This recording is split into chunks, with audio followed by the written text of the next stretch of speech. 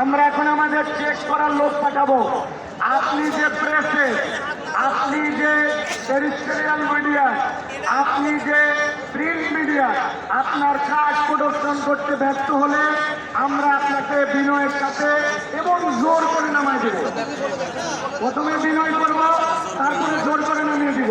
এর আগে আপনারা নেমে যাবেন এবং যাদের এই মুহূর্তে কোনো রোল নাই সবাই বসবে। এখানে কেউ দাঁড়ায় থাকতে পারবেন না, এখন বসতে হবে।